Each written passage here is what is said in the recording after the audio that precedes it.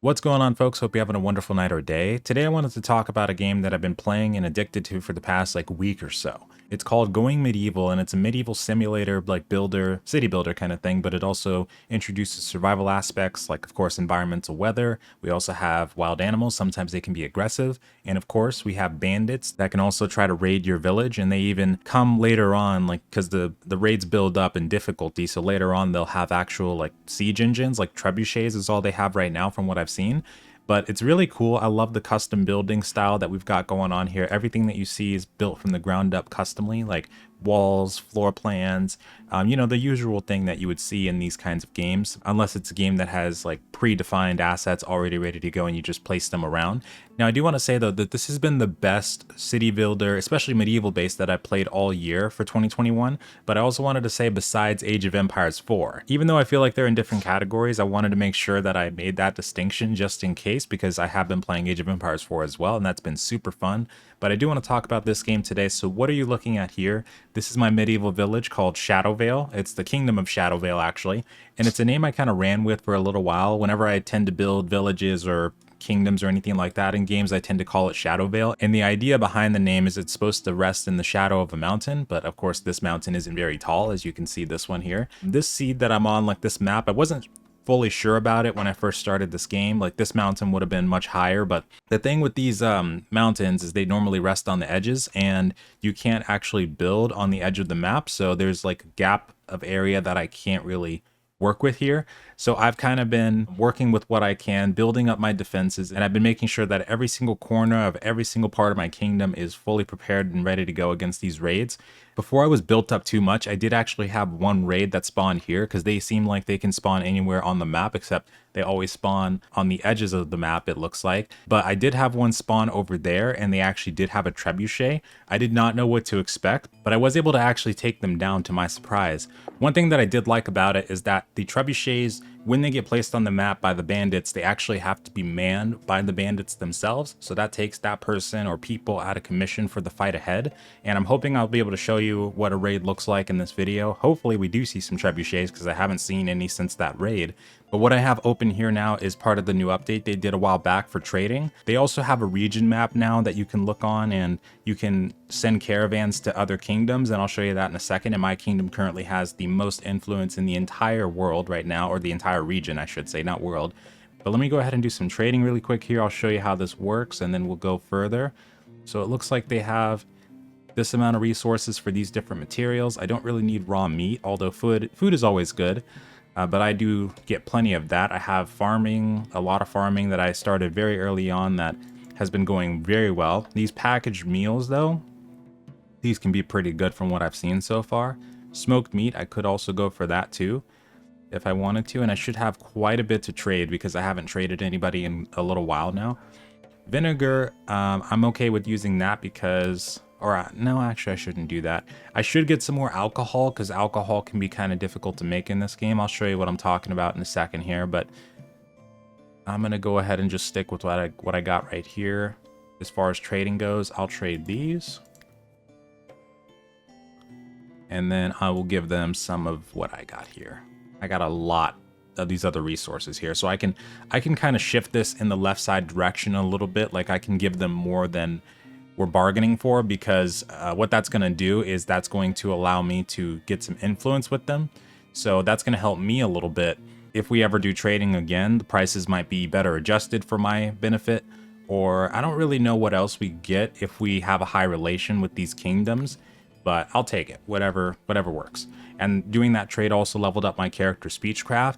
And just to show you really quick before we look on the region map, the way that this game works is if you played games like the recently released Noble Fates, or what was that other one that I played a little while ago that played like this? Oh yeah, Founder's Fortune. If you played Founder's Fortune, it kind of works like that, where you have these different settlers that are a part of your village. You're not going to be making civilizations with 100+ people right off the bat. These people join you at certain intervals throughout the game. So me, I'm on survival difficulty right now, normal mode still. I'm not on the hardest difficulty in survival, because that would be crazy.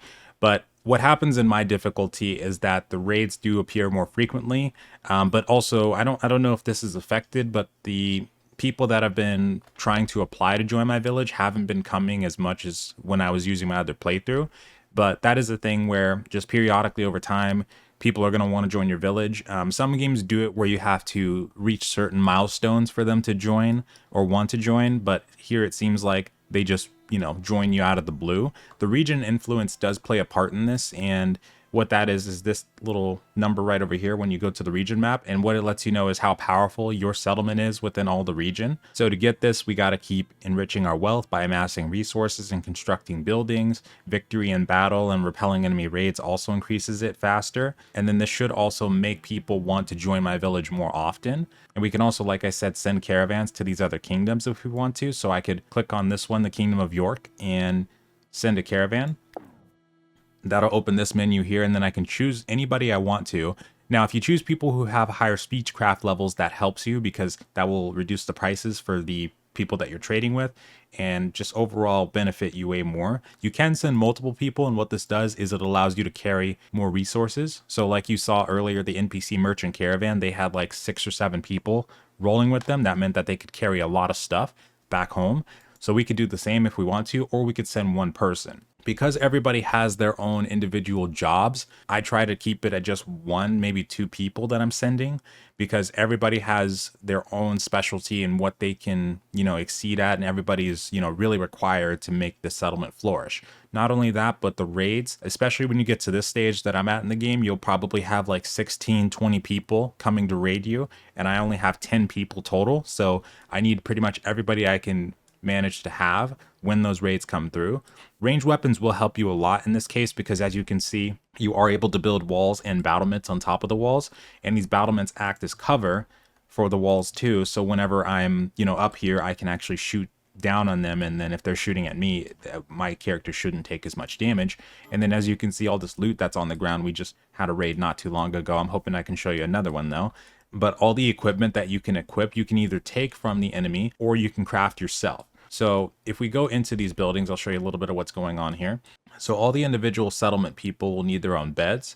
Now, they don't really pick and choose based on like what you set for them. It doesn't seem like you're able to set individual ownership. And I'm kind of glad about that because, like the game I was talking about a second ago that I played called Noble Fates that was recently released, one thing that I found that I don't really like about these city builders that make you do the social interaction thing is it just seems like it takes way too much time away from being able to enjoy the game and build up your settlement properly. Sometimes it can get downright annoying and just way more tedious to deal with than even the enemy raids are. So I kind of like it like this where it's simplistic. All you have to really do is keep your guys happy and they'll just, socialize or do whatever on their own. Just make sure you have food available for them, drinks, comfy places to sleep. You get warm clothing in the summer for them. You get winter clothing in the winter for them, and they're pretty much good to go.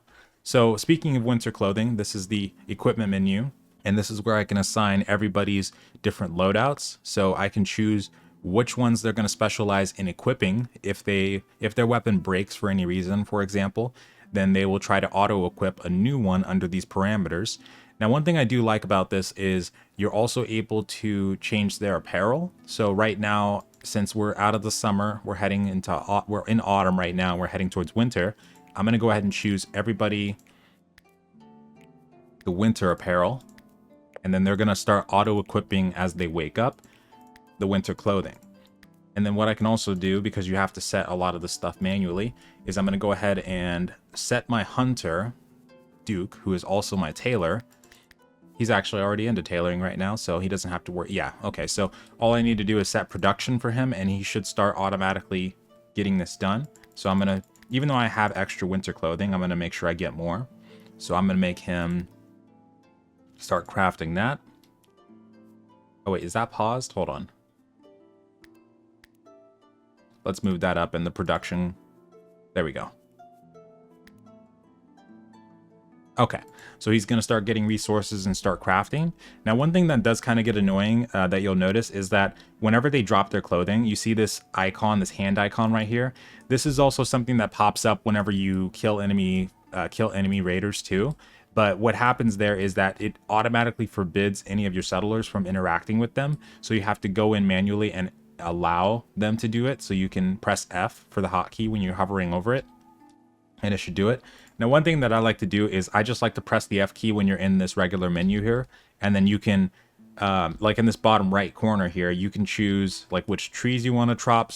So you can do like a zone command. So I can zone all these trees for chopping. I can zone all of these tall grasses for harvesting. And then for hunting, as far as that goes, in the bottom right corner, I can choose animals that I want my people to hunt. So you can kind of maneuver around and choose exactly which resources you want them to utilize. Since I'm this far in the game, I don't really care how far out they have to go at this point, because they're pretty much good to go.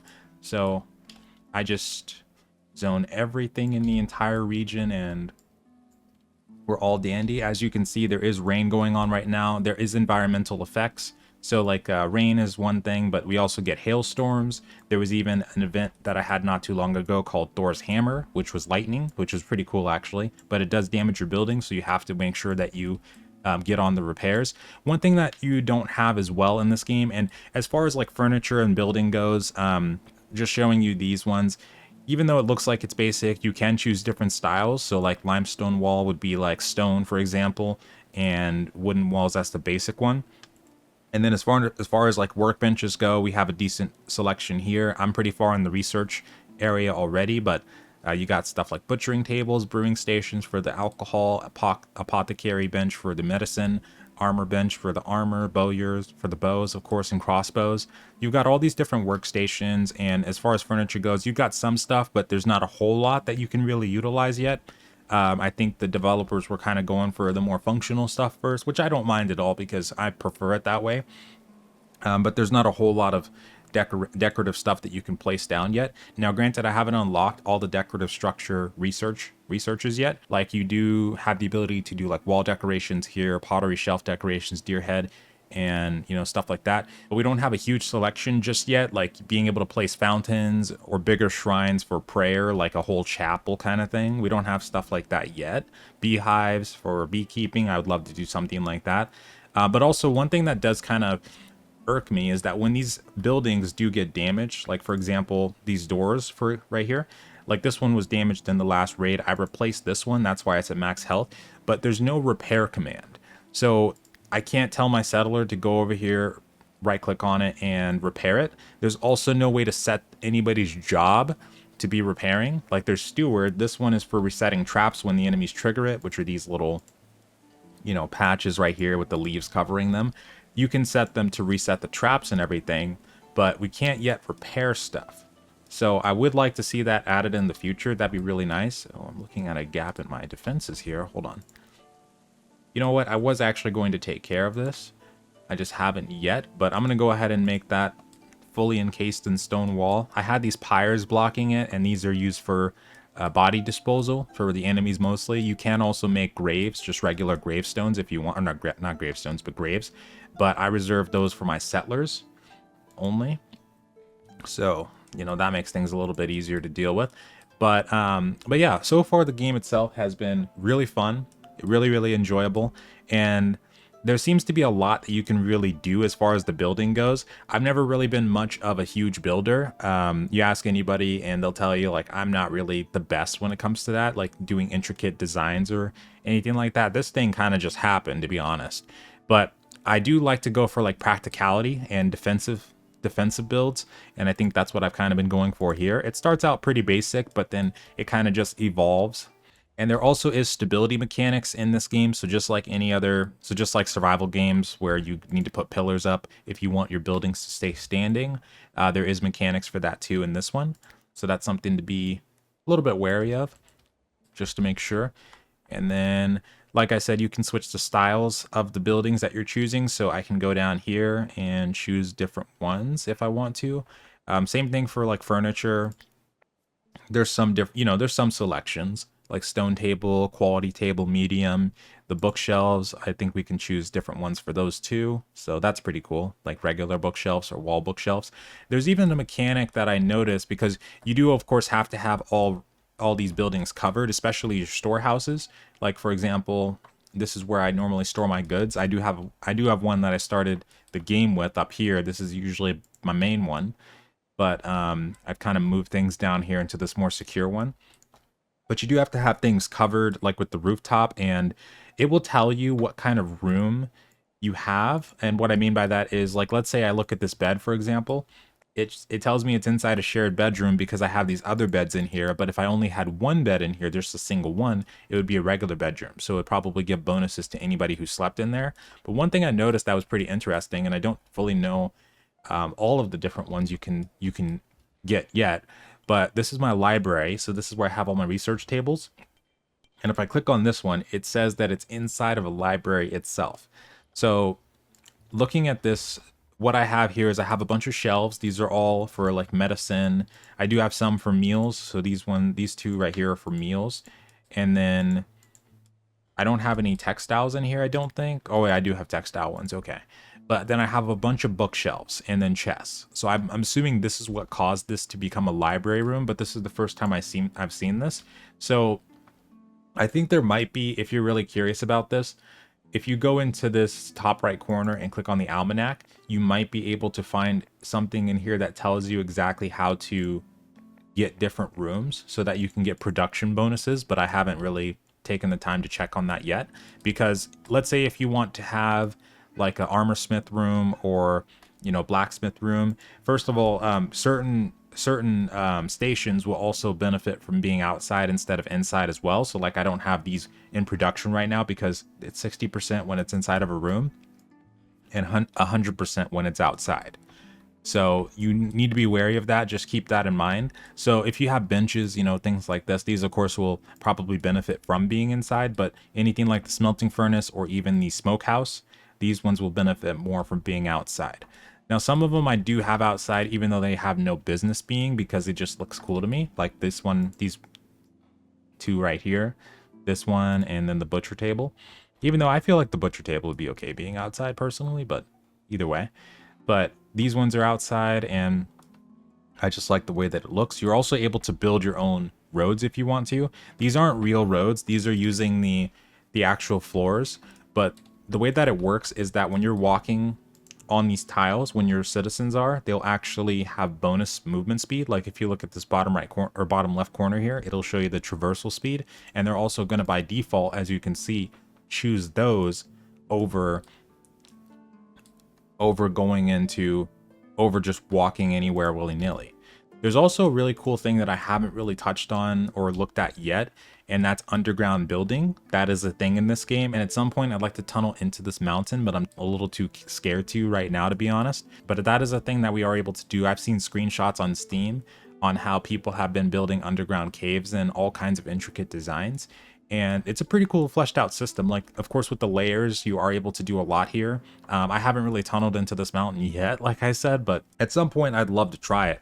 Like even right here would be a pretty good entrance for it, I think. But another thing I want to show you, so I've shown you a little bit of the research tab here, and this is done by utilizing these benches over here that I have in my library. And what I can do is I can set my workers, and you can pause production, resume production, anything you want here, and they'll just do it on their own. But they just have to keep researching, and then we get these books, and then you have to keep these books, because what happens is that if you get raided, for example, and somebody takes these books or burns your whole library down, what's going to happen is you're going to go into the negative. And then I would assume that the research that you've already researched using these books is going to start to become invalid the longer you go on without replacing those books. So that's something to be very careful of, but I like the way that that works as well mechanically. So you always want to make sure that you have storage inside of buildings for these books, especially to prevent decay, because decay is also a thing. If things are outside for too long, they'll start to whittle down in durability, and that's not good for anybody. And then the last thing I wanted to show you alongside the jobs one, of course, is the scheduling. So you can determine what your people do throughout the day, throughout the full 24-hour period.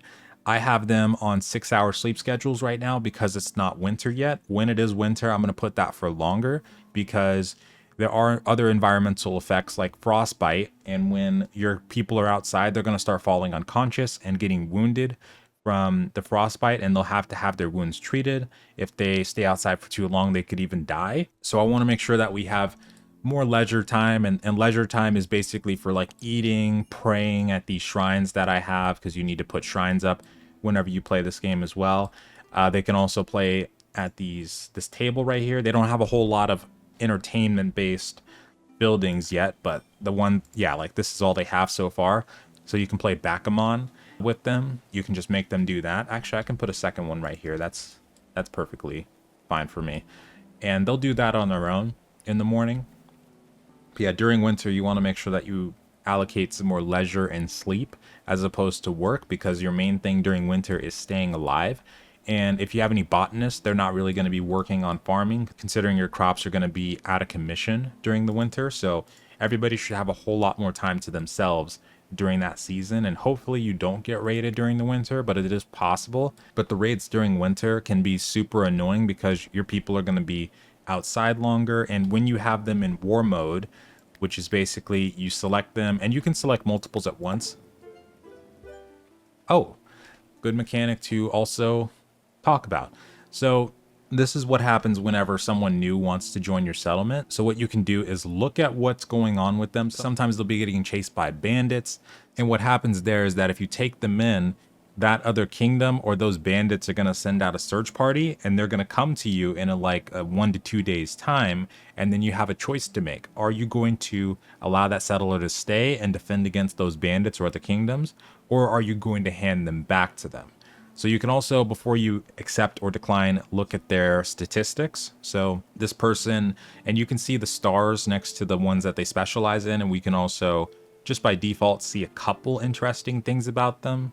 And it looks like they have carpentry and intellect as their main one. So intellect is for researching purposes. So like the library, that's pretty good for us to have.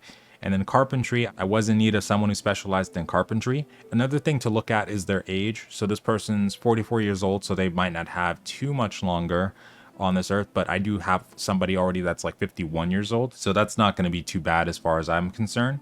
Now, one thing to point out is that not too long ago, they also introduced an update where before you begin the game, you are able to edit a lot of aspects about your characters. So you can change their age, you can change the perks that they start with, what they specialize in. I highly recommend, and the guides recommend this too, that you specialize one person in at least construction and intellectual if you can, or you get one person construction, one person intellectual for research, because you'll be doing a lot of both early on, as well as marksman. You need somebody with at least 25 to 50 marksmen, because early on with the raids, archery is going to be a really, really good way to survive those. And then botany is the last really important one that I was seeing, because of course that deals with cutting trees, planting crops, harvesting. So a lot of really, really, really useful things there. And then with the marksman one, that one also ties into hunting. So that person will be able to help you defend against raids, but also they'll be able to hunt very early on and efficiently. So that's very important too. Now we're going to go ahead and take this person in. When we do, they normally spawn at the edge of the map. I'm not on the proper layer. There we go. Looks like they're on their last leg here, so hopefully they actually get to me before they die, because I think they're pretty far away. It looks like they're not bleeding though, which is good. If they were bleeding, they'd probably be screwed at this point. But once they get here, we're going to go ahead and start setting them up with equipment. So I'm going to look at their melee stats and marksman stats. So their melee is 8, marksman is 10. So I'm going to go ahead and put them into archery. So I can just go ahead and set them as ranged.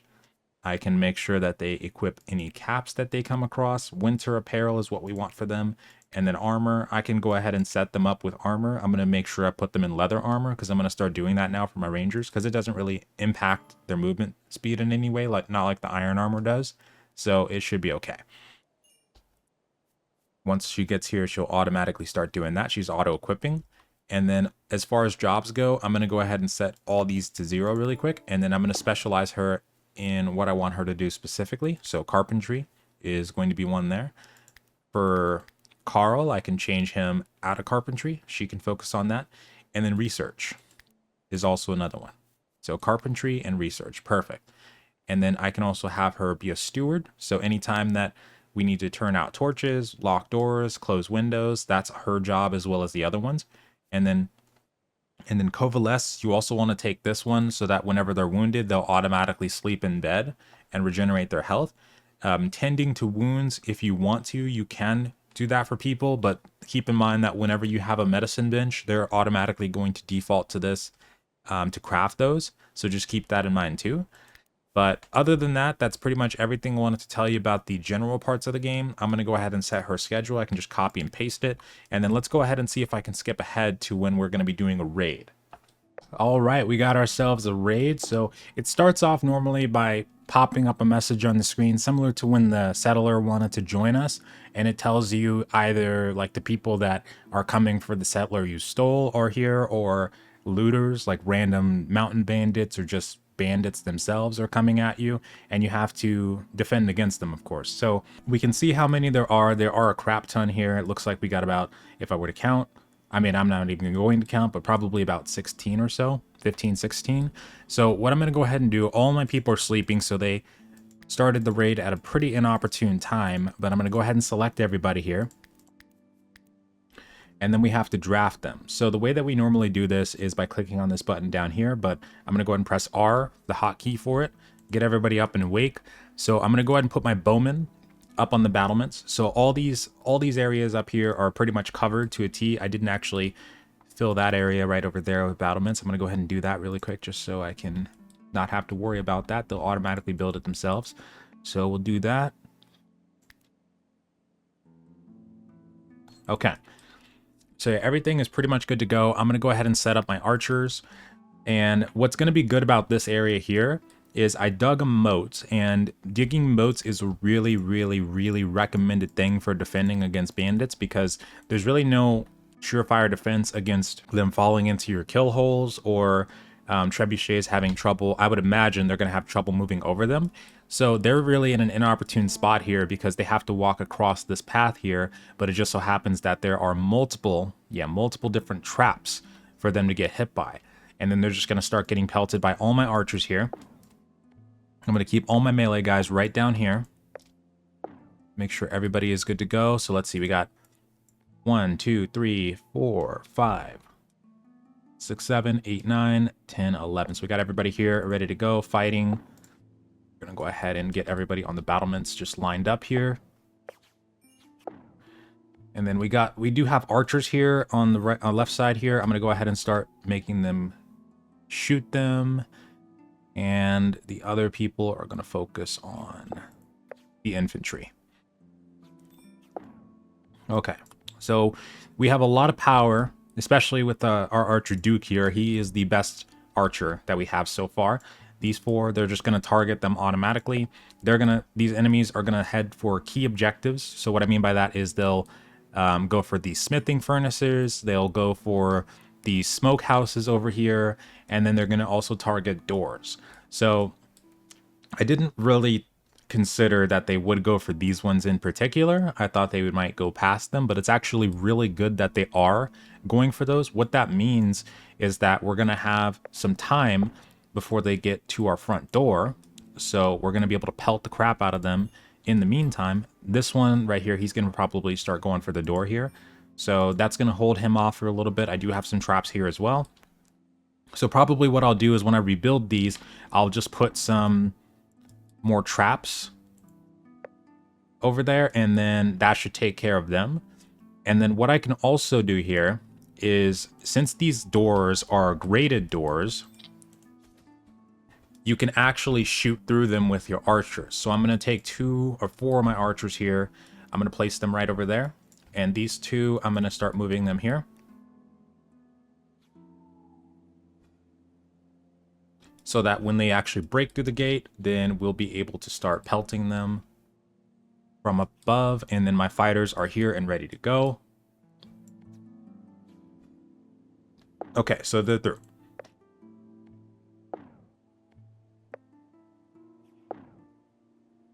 So I'm going to go ahead and move my fighters back.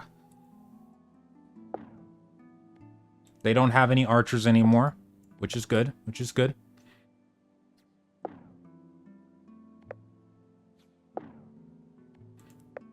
Okay. So the enemies will normally follow the path as well. I'm going to make my fighters get them out into the open here, so that when my archers do start pelting the crap out of them, they will have a really good radius to shoot them from. Oh, I did not see that. Oops. Is she dead? No, she's fine. She's okay. Okay, I need to get her Gerald off of the wall here. I did not account for that one.